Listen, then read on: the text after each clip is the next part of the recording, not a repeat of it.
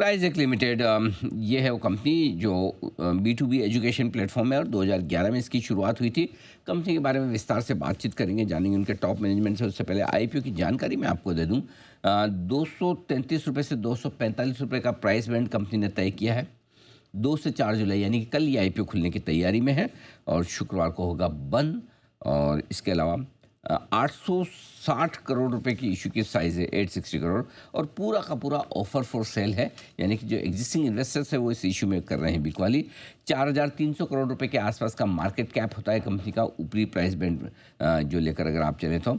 ये आपके लिए आईपीओ की डिटेल्स। अब आइए दो खास मेहमानों से करते हैं मुलाकात, और सबसे पहले हम मुलाकात करेंगे डॉक्टर विकास अग्रवाल साहब से, जो चेयरमैन है, मैनेजिंग डायरेक्टर हैं इस कंपनी के।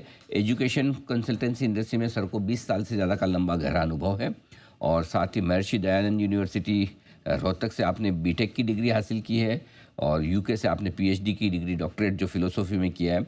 इसके अलावा 2005 में आप गेटवे अब्रॉड लिमिटेड के डायरेक्टर भी रह चुके हैं। एक और ख़ास मेहमान हमारे साथ हैं मनीष अग्रवाल साहब, जो कि कंपनी के सीएफओ हैं, चार्टर्ड अकाउंटेंट हैं, और एजुकेशन कंसल्टेंसी स्पेस में आपका भी 14 साल का लंबा गहरा अनुभव है, और कंपनी की फाइनेंशियल स्ट्रेटजी और मैनेजमेंट को लीड करने का काम मनीष अग्रवाल साहब का है। आप दोनों का बहुत बहुत स्वागत है। डॉक्टर विकास अग्रवाल साहब, सर गुड मॉर्निंग, बहुत बहुत स्वागत है आपका। सबसे पहले बताएं सर, क्राइज़ेक लिमिटेड के बारे में हमारे दर्शकों को। एग्जैक्टली आपकी कंपनी का बिजनेस मॉडल क्या है, क्या कारोबार आप करते हैं? Good morning Anil Singh. Morning sir. हमारी कंपनी एक बी2बी प्लेटफॉर्म है जो कि दुनिया भर के स्टूडेंट काउंसलर और एजेंट को यूनिवर्सिटी के साथ कनेक्ट कराती है। जो भी बच्चे बाहर विदेश में पढ़ना चाहते हैं, वो किसी ना किसी लोकल कंसल्टेंट के पास जाते हैं। वो कंसल्टेंट उनको एडवाइस करता है। उसके बाद जो भी वो फाइनल डिसीजन लेते हैं, उसके बेसिस पे वो हमारे प्लेटफॉर्म पे अप्लाई करते हैं। हम यूनिवर्सिटी के साथ कोऑर्डिनेट करके उनको उनका ऑफर लाके देते हैं, जिससे कि बच्चे और कंसल्टेंट उनका वीजा फाइल कर सके।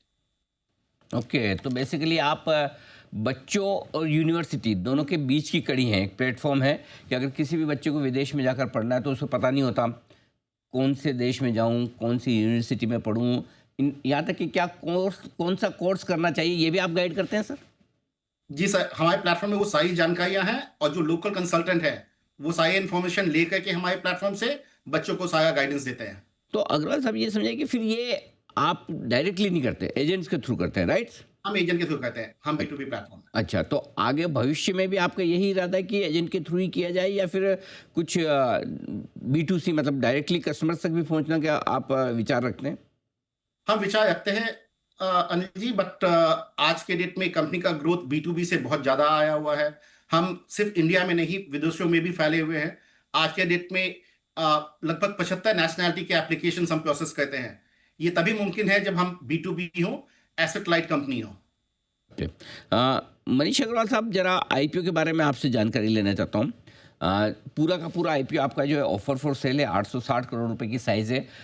ये पैसा किन इन्वेस्टर्स को जाएगा, और ये बिकवाली जो इन्वेस्टर्स करते हैं उसके पीछे कोई खास वजह सर?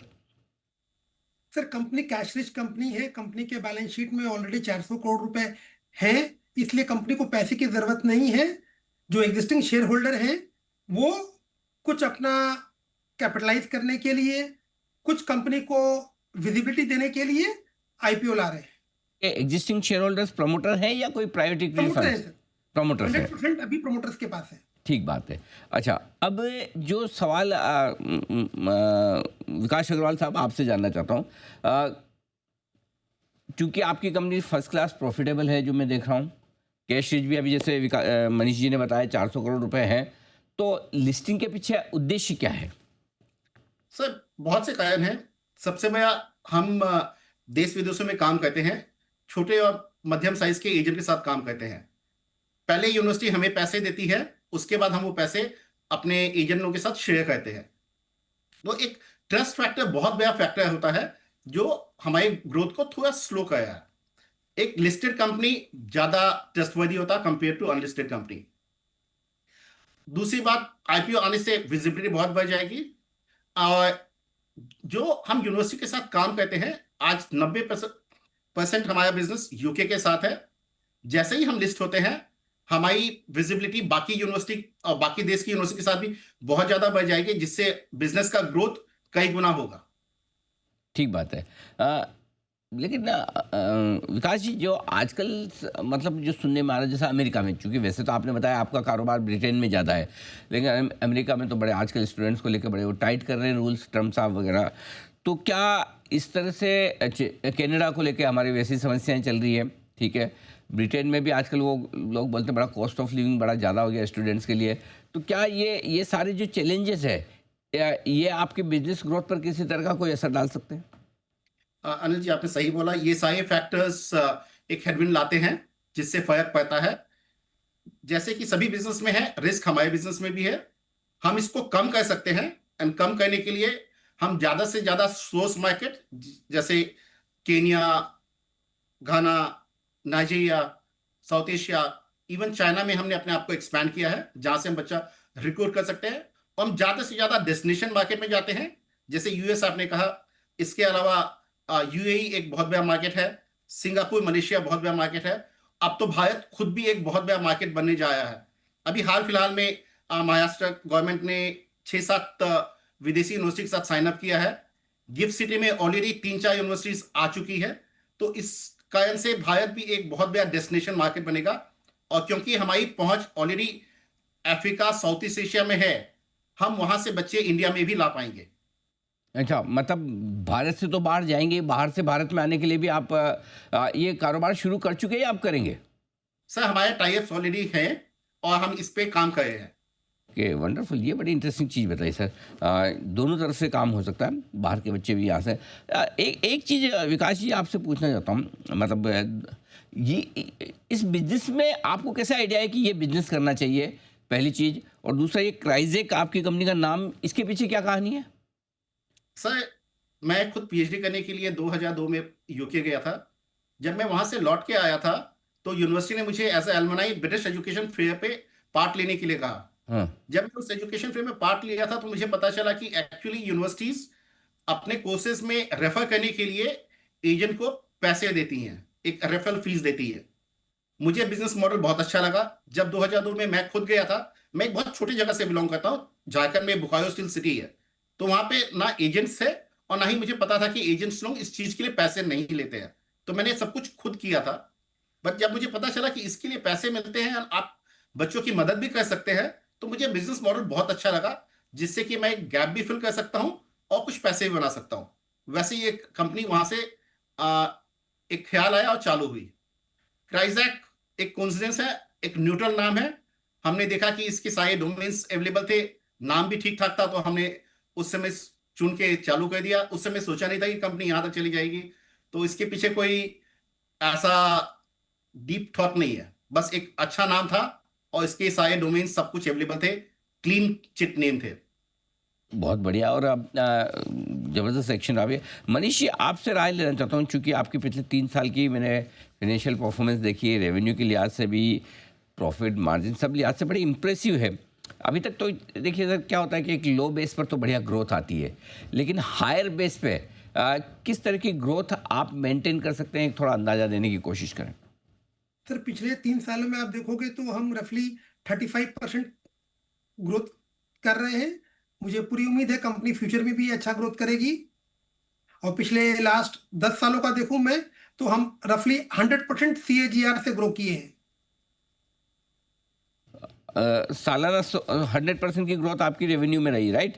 अभी Yes, पिछले 3 साल की जो ग्रोथ है मेरे पास में, 2024 और 25 की, वो 34-35% के आसपास की रेवेन्यू की 35%। ग्रोथ। जी जी।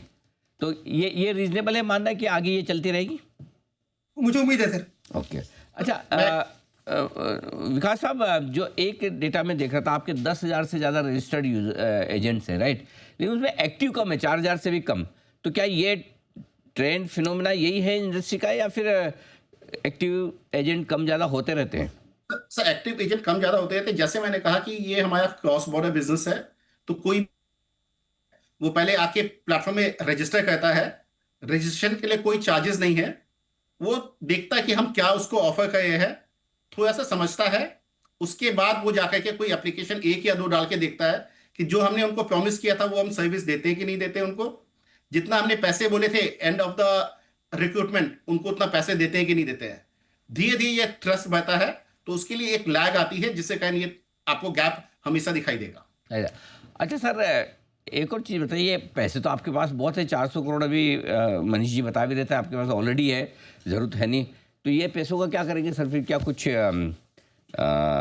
एक्विजिशन या फिर क्या क्या विचार क्या है इसका?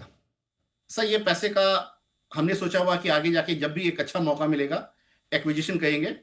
आज के डेट में हम ऑस्ट्रेलिया में बहुत ज़्यादा काम नहीं करते हैं, साउथ ईस्ट एशिया में हमारा कोई प्रेजेंस नहीं है। सो अगर हमें कोई भी ऐसा मौका मिला जहां पे हमें कोई एक अच्छा एसेट मिले जिससे कि हम नई जगह पे अपना बिजनेस बढ़ा पाए, तो हम उसको डेफिनेटली एक्वायर करेंगे। ये बात ठीक है कि नए एक्विजिशन और कर सकते हैं। एक और चीज़ जो है सर आपकी कंपनी को लेकर, वो ये कि चूँकि ये बिज़नेस ऐसा है कि जहाँ आज हिंदुस्तान में लोगों का परचेजिंग पावर बढ़ रहा है, स्पेंडिंग पावर बढ़ रहा है, लोग खर्चा काफ़ी कर रहे हैं, बच्चों को विदेश में भी भेज रहे हैं, लेकिन क्या कुछ ये भारत सरकार की और विदेशी सरकारों की पॉलिसी पे से कुछ फ़र्क पड़ता है कि बिजनेस पर असर आए? सर फर्क पड़ता है, इसीलिए हमने ज्यादा से ज्यादा देशों में अपने पांव फैलाए हैं, बिजनेस फैलाया है, ताकि अगर किसी भी एक देश में कोई पॉलिसी चेंज आए, इससे बिजनेस को ज्यादा फर्क ना पड़े। आज भारत सरकार भी प्रमोट करना चाहती है बच्चों के लिए, उन्होंने एजुकेशन लोन वगैरह में बहुत रियायतें दी हैं। लाइकवाइज बाकी देश के अगर आप देखेंगे तो उनकी सरकार भी अपने बच्चों को टैलेंट गेन करने के लिए बढ़ावा देती है। बिल्कुल, धन्यवाद सर। विकास जी और मनीष जी, आप दोनों का बहुत बहुत शुक्रिया समय देने के लिए और विस्तार से अपने आईपीओ के बारे में बातचीत करने के लिए, अपनी कंपनी की योजनाएं हमारे दर्शकों को बताने के लिए। क्राइजेक लिमिटेड, कल इस कंपनी का आईपीओ खुलने वाला है बाजार में, कल हम इसका पूरा करेंगे विश्लेषण, बताएंगे आपको कि इस आईपीओ में पैसा लगाया जाए या नहीं।